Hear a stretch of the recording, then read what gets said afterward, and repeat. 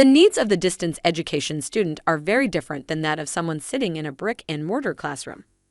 With that said, what hinders student learning online? First, busy work plummets student motivation in an online environment. When students are taken off track to complete additional tasks that don't map to the course's learning objectives, they get burned out faster. Since online classes don't involve students sitting synchronously in the same place or needing to fill up an hour on the clock, students' online work to achieve measurable learning outcomes, and all work should only be centered around that. Being bombarded with links is another roadblock that students don't want to deal with.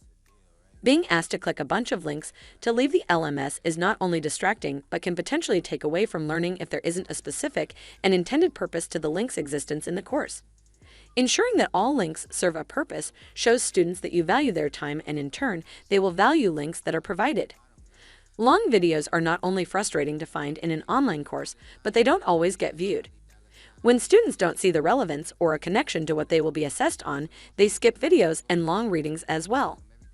Rather than filling up a course with endless YouTube videos, it's important to relay to your instructional designer which specific parts of the video support the learning objectives, so they can work to make interactions or to create a new video or learning experience based on that.